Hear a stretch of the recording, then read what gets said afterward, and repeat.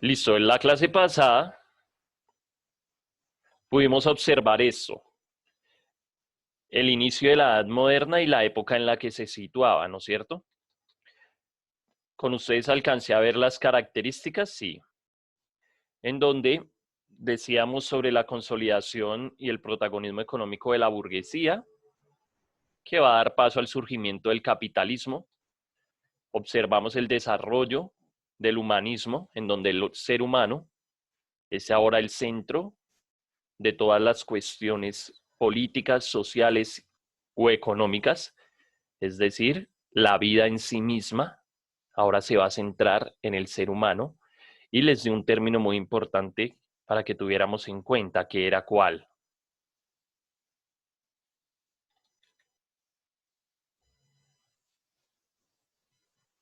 Alguien que nos recuerde cuál era el término utilizado ahora. Ya no era una sociedad teocéntrica, sino era una ciudad o una sociedad que Apocéntrica. antropocéntrica, bien.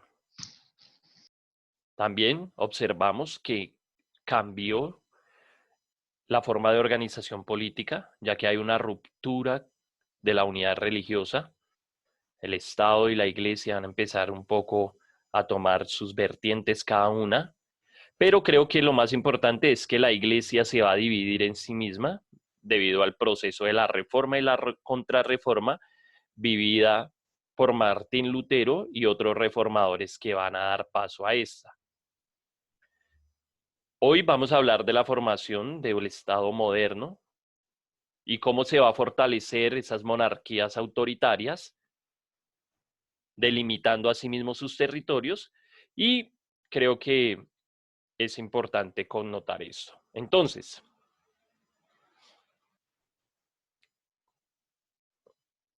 vamos a estar primero observando, no está saliendo en pantalla, pero sí me gustaría que usted lo tuviera en cuenta y lo registrara, y es el surgimiento del Estado moderno. Entonces, si quiere un subtítulo, sería este, el surgimiento del Estado moderno.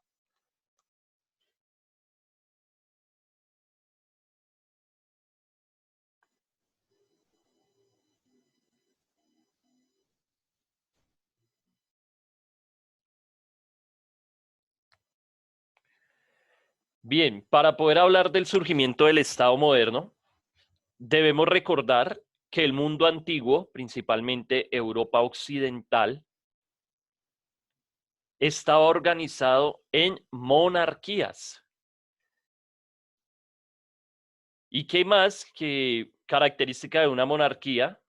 Sino que el rey mismo es la persona encargada de dirigir todas las cuestiones de la vida social, política y económica en el lugar. Si pudiéramos hablar, las tres ramas del poder público estaban dirigidas por el rey, lo que es la rama legislativa, es decir, los que son encargados de hacer las leyes, era el rey.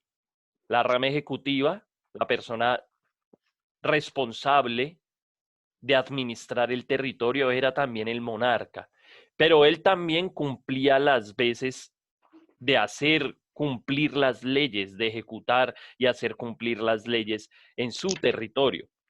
Eso para esta época. Ahora aquí van a empezar o se van a desarrollar unos estados modernos que van a permitir el fortalecimiento de esas monarquías autoritarias, donde cada rey tenía la autoridad propiamente de su territorio. Y algo importante para esta época es que se van a empezar a fijar los límites geográficos de los estados de esos lugares o de los estados en esa época. Creo que el paso de la Edad Media a la Edad Moderna está marcado por un grupo muy importante que es la burguesía. Entonces, si quiere anotar ahí, surge la burguesía.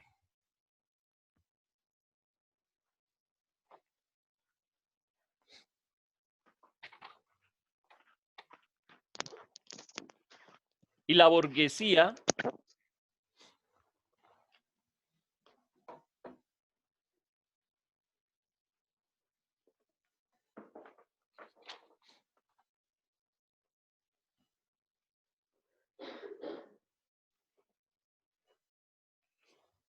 se define como una clase social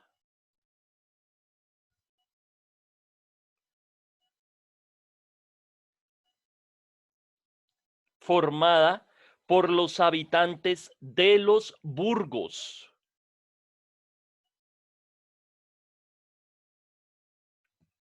La burguesía es una clase social formada por los habitantes de los burgos.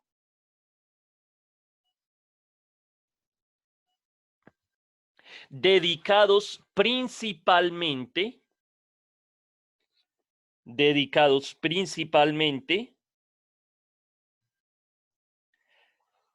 al comercio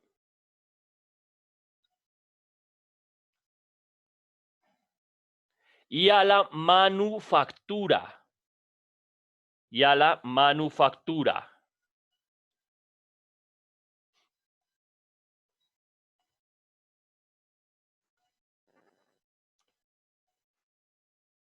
¿Qué puede ser hoy día una manufactura, chicos?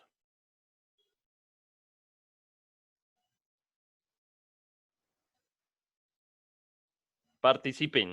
Recuerden que este periodo académico se tiene muy en cuenta la participación.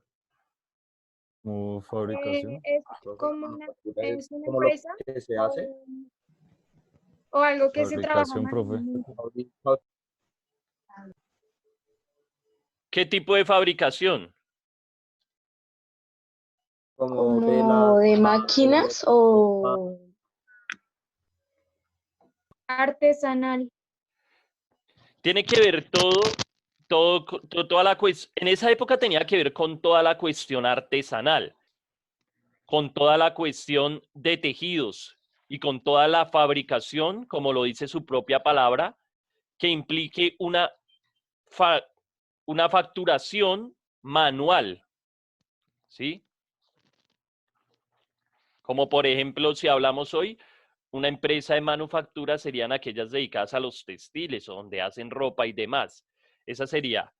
Ahora bien, le dije que la burguesía era la que se dedicaba principalmente al comercio o a la fabricación de manufactura. A ellos se les denomina burgueses porque son una clase social que están dentro del burgo. ¿Y qué era el burgo? El burgo era una ciudad o lugar amurallado. Ciudad o lugar amurallado.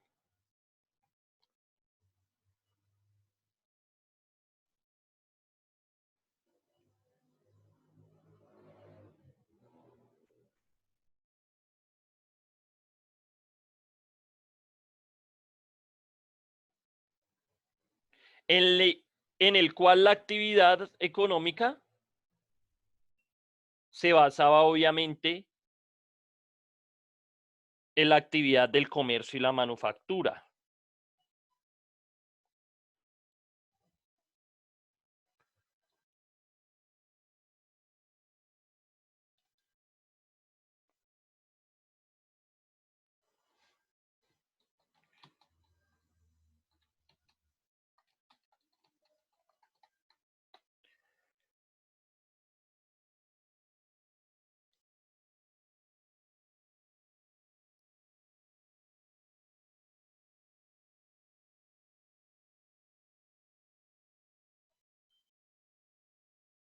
Bien, entonces les he dado términos importantes.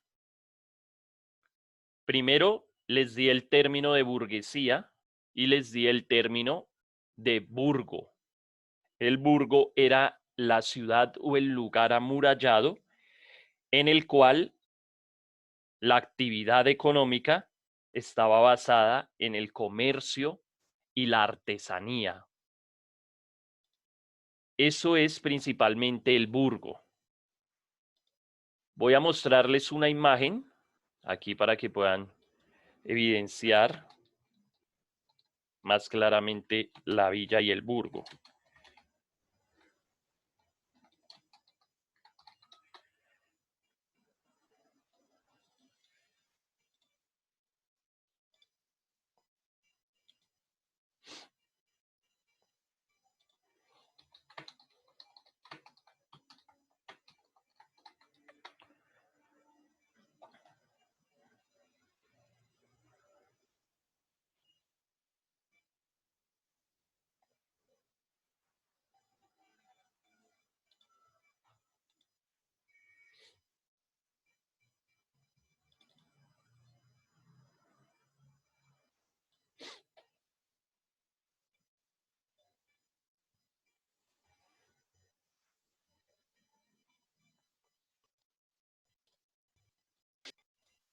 Bueno, aquí estoy, voy a compartir ya la pantalla para que a la hora de ustedes hacer su trabajo, entonces ustedes tengan como una idea clara de hacerlo bien.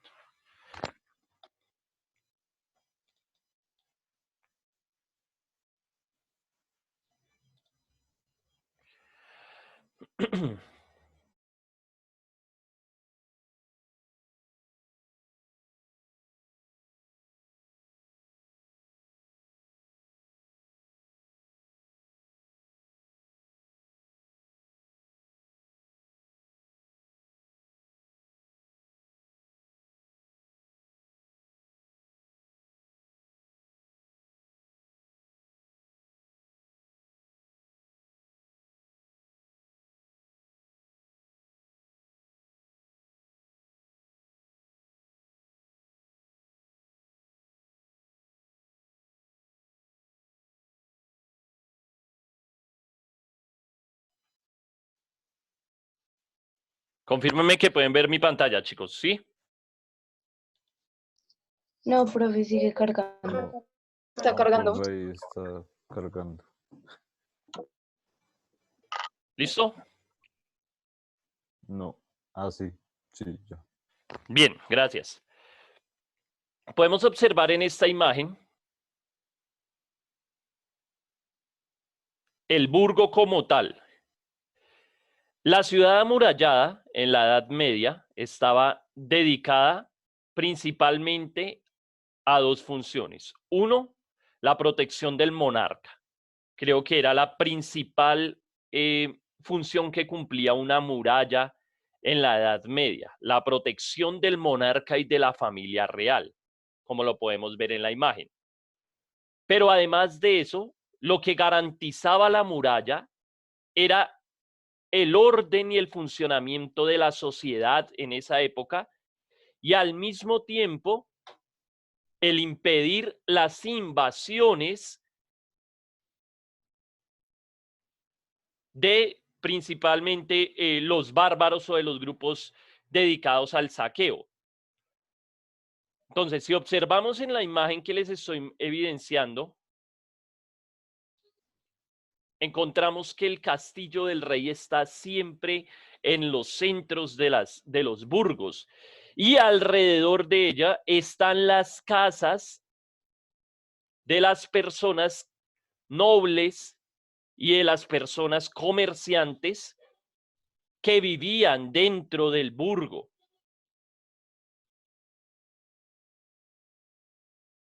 Aquí adentro, en el burgo, la actividad era el comercio, ya que las ciudades para esa época buscaban tener una salida o una entrada al mar. Todo esto para facilitar el comercio, el comercio. Entonces las embarcaciones, si ven que aquí en la parte de abajito, aquí en rojo dice burgo, pero aquí abajito se ve como agua. No sé si lo pueden notar.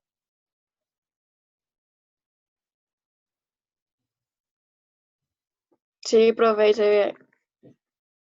Esto simboliza que las ciudades en esa época se construían o eran ciudades marítimas, se construían a las orillas de los océanos y de los mares, para que las personas de otros lugares pudieran ingresar y los productos que ellos trajeran fueran comercializados dentro de la ciudad. El principal medio de comercio para la época moderna y también para la Edad Media era el Mediterráneo.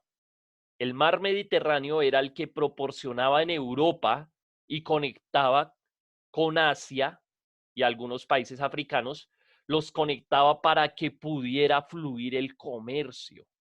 Ahora bien, eso en cuanto al burgo, que es la ciudad que queda dentro de la ciudad amurallada.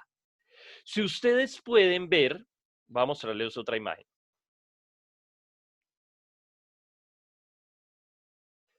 Esta imagen nos deja ver un poquito más el castillo, la iglesia y la ciudad amurallada. Afuera de la ciudad amurallada, ¿qué pueden ver ustedes?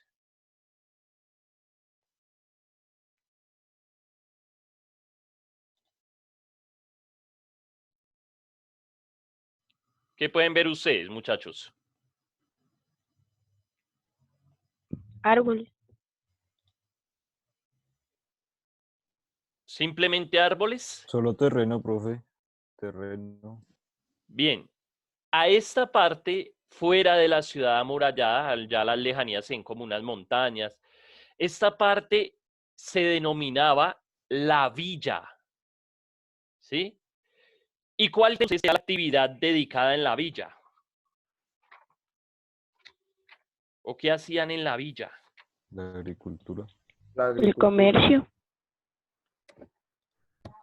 La actividad principal de las villas era la agricultura y la ganadería. Era la agricultura. Entonces podemos ver en esta imagen claramente como la ciudad, el burgo, pero la vida agrícola y ganadera de la época estaba en las villas.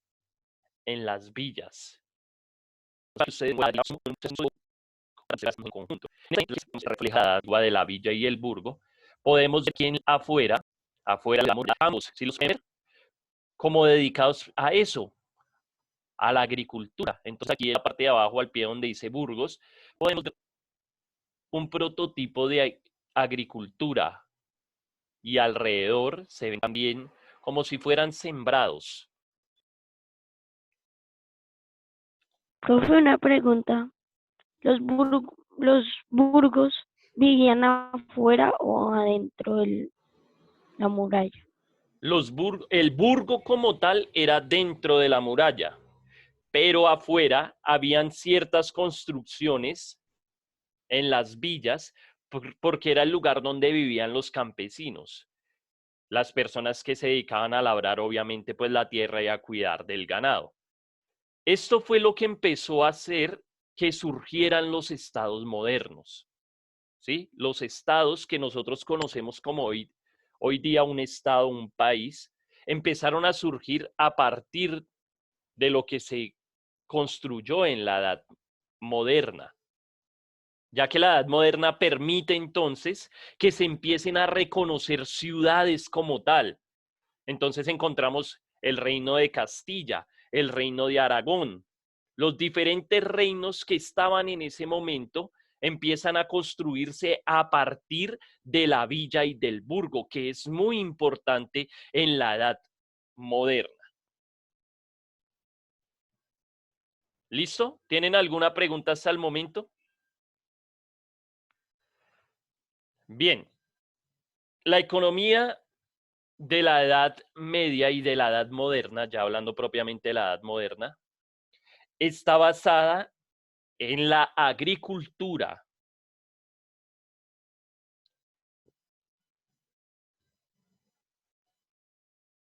Pero allí empieza a producirse una evolución hacia el humanismo y la cultura renacentista. Es en ese lugar donde empieza una evolución del humanismo y la cultura renacentista.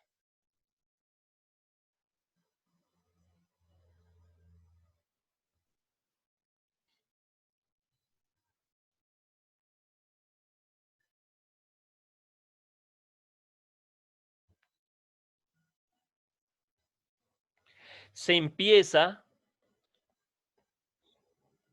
a potenciar el optimismo sobre la capacidad del ser humano.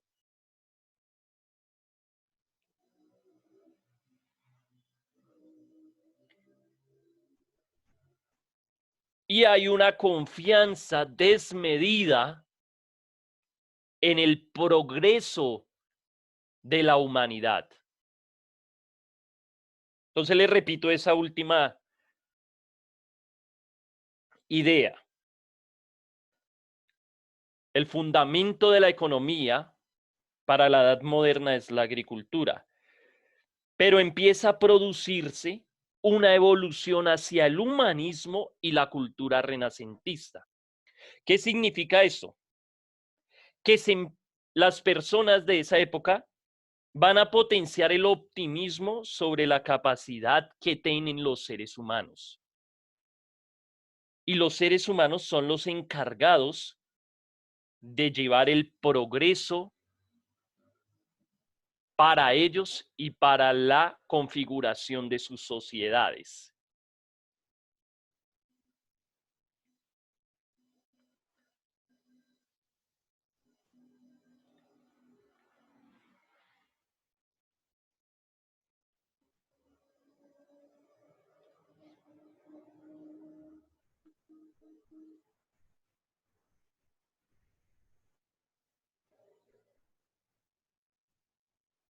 Como les dije entonces la clase anterior, va a surgir un movimiento humanista que es el que vamos a evidenciar.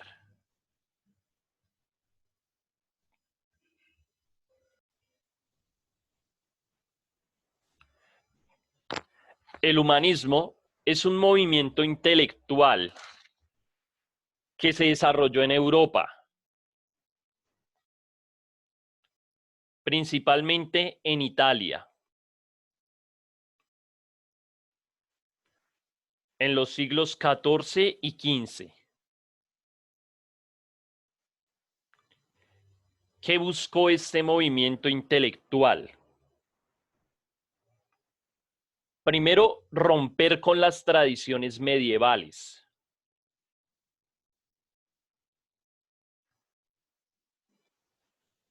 ¿Y cuáles son esas tradiciones medievales? Ellos van a rechazar un poco la cuestión de las mitologías, la superstición, y eso es lo que quiero que también registre, eso no está en la diapositiva, pero regístrelo.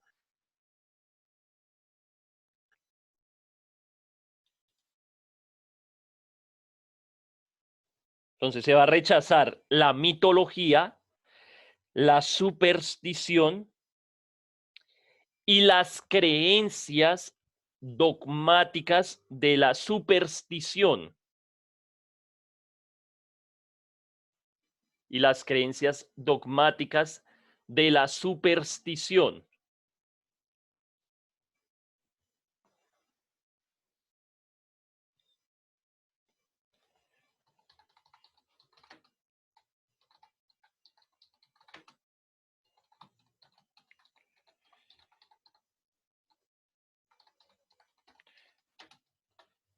Ahí se lo mando al chat para que escriba correctamente. Las creencias dogmáticas de la superstición. ¿Qué quiere decir eso? Cada vez que caía un rayo o que había un fenómeno natural, un temblor, un deslizamiento de tierra, un vendaval, cada vez que había este tipo de cuestiones naturales, las personas creían que era obra de Dios o de los dioses y que Dios o los dioses estaban castigando al mundo por su mal comportamiento y por su pecado. La iglesia tradicional aprovechaba este tipo de cuestiones para controlar a las personas. Entonces, allí, si una familia sufría una tragedia, era porque la familia estaba en pecado. O si los bárbaros nórdicos, musulmanes o demás naciones llegaban a invadir el territorio, era una muestra del castigo de Dios. La iglesia tradicional aprovechaba estas situaciones para cobrar algo que se conoce como indulgencias, ¿cierto?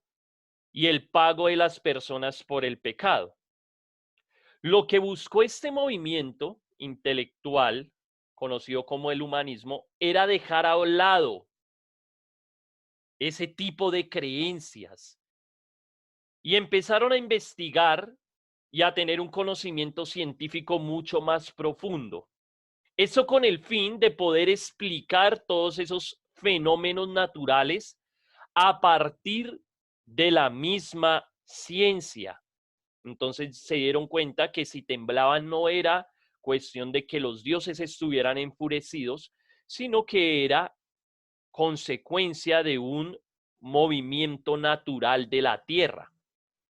Entonces, quieren romper con las tradiciones medievales, y aquí seguimos en la diapositiva, y exaltar en su totalidad las cualidades propias de la naturaleza humana. Pretenden descubrir al hombre y dar un sentido racional a la vida. Si algo sucede es porque tiene un sentido de ser. Es porque tiene una explicación racional. Entonces se da un sentido racional a la vida y se toma como maestros principalmente a los filósofos. Ahí dice maestros, pero cuando se refiere a maestros, se está refiriendo a los filósofos griegos clásicos, principalmente 3 filósofos: Sócrates, Platón y Aristóteles. Estos humanistas retoman el pensamiento y el legado de los filósofos clásicos griegos y también pensadores romanos, cuyas obras estaban ocultas por la Iglesia Católica, es decir, la Iglesia estaba ocultando ese tipo de conocimiento que se había adquirido, y ellos la redescubren, la estudian y empiezan a enseñarla. ¿Listo? Entonces se da un cambio de mentalidad, como aparece acá. Evoluciona la forma de estudiar la realidad. Ya no se va a estudiar la realidad desde el teocentrismo o la doctrina que considera a Dios o a las divinidades, a los dioses, como el centro de la realidad y de todo el pensamiento. No, se va a cambiar y ahora va a ser el ser humano el centro de todas las cosas, antropocentrismo. Y todo, en cuanto a la creación y a la realidad, va a cobrar un sentido racional de la vida, racional de la vida.